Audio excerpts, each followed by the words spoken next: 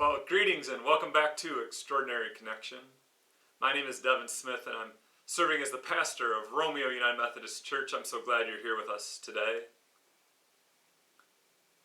And if I were to say the line, it only takes a spark to get a fire going, I'm assuming that many of you would probably instantly recognize that as the opening line of the hymn, Pass It On. And I have to admit, it is a personal favorite of mine, and it had become kind of the theme song of a previous youth group I worked with as we sang it at our sending off service before mission trip and at our sharing service after we returned from mission trip each year. Perhaps many of you have done what I've done. You've watched that spark grow into the glow of a campfire these past few months. Spent some time warming up in the glow of that fire outdoors. The fire that started this video as it was beginning was from a gathering I recently had with some of the Romeo United Methodist Church youth. We gathered for a fun evening of safely distanced s'mores and games and conversation. It was a nice evening to get to sit down and get to know some of them. And I'm sure that many of you have done likewise. You've enjoyed that campfire or two this summer out with family and friends. Thankfully, it is one of those things that we can still do safely outdoors, keeping our space as necessary as we enjoy that time around the campfire. And that campfire safety contained in the fire ring or the fire pit, it's something that we can enjoy as we listen to the crackle of the wood, as we hear the chirping of the crickets or the other nature sounds around us, the birds in the trees, whatever it may be. And of course, while we do our best to practice safe actions around a campfire, we also have to recognize that fire can have a far more destructive and often uncontrollable tendency. My heart and prayers go out to the people in California and the other areas that are facing some of those raging fires right now. With a quick search this morning, I discovered that there are at least 77 large complexes of wildfires burning in 15 states across the country right now. Some 45 million people are under some sort of warning or advisory because of them. I know it's something we're taught from a young age, but fire is not something to be messed with or taken lightly. After all, it only takes a spark to get that fire going.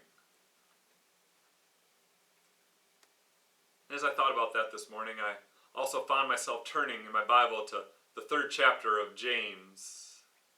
Here James speaks of the power of fire, but also James speaks of the power of another item as well, the power of the tongue. So let me read this for us. It's James chapter 3, verses 5 and 6. So also the tongue is a small member, yet it boasts of great exploits. How great a forest is set ablaze by a small fire, and the tongue is a fire. The tongue is placed among our members as a world of iniquity. It stains the whole body, sets on fire the cycle of nature, and is itself set on fire by hell. James points out that while the tongue may seem to be a small member, it contains a great potential. Like that fire that starts from just a spark, the power of the tongue can grow to cause a great harm. It can cause evil if left unchecked. And James also reminds us, as he continues in verses 9 and 10, that with our tongues, we bless the Lord and Father, and with it we curse those who are made in the likeness of God. From the same mouth come blessing and cursing. My brothers and sisters, this ought not to be so. This ought not to be so. This is what really struck me this week. Because in this we really do see the similarities of the tongue and the fire. Because that fire, it can be used for good. It can be used for enjoyment even. A bonfire in the backyard, for cooking your food, or maybe more importantly, your marshmallow. That fire can be used as a means to warm our houses, to keep us warm. But it likewise can be cause for trouble. such as those wildfires that we see raging, such as when we see homes and lives destroyed, lost to arsonists, to intentional use of that fire. Our tongues likewise have the capacity for doing great harm, but they also can do great good. We can use the tongue to, pun intended, spit fire. We can speak ill of others. We can cause pain and curse those who are made in the likeness of God. Our tongues are capable of all of that and so much more. But we can also use the tongue to praise God, to sing those praises, to offer our prayers, to share about what God has done in our lives. We can use the tongue to encourage others, to build them up, to empower them.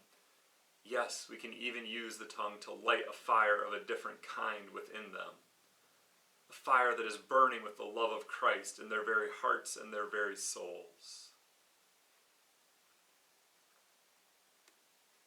I'll be the first to acknowledge that the past 5 months, they've not been particularly pleasant.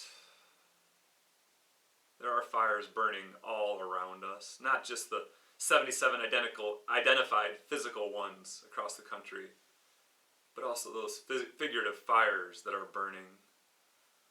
A global pandemic and all the range of thoughts, feelings, and emotions that it brings. The political and economic strife that has emotions running high throughout our country, as well as continued racial injustice in our communities and across our nation. It may seem like the world is on fire. But today, I would encourage you to use your tongue, that small member that boasts of great exploits. Use it for good.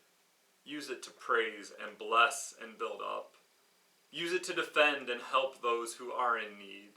Use it to shout from the mountaintops about God's love.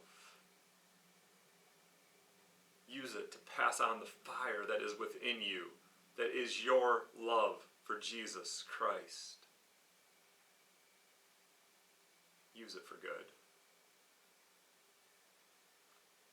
Until we meet again, friends, I pray you're able to enjoy a few final summer evenings outside in this wonder of God's creation. Enjoy them warming up in the glow of that fire. Take care, stay safe, and God bless.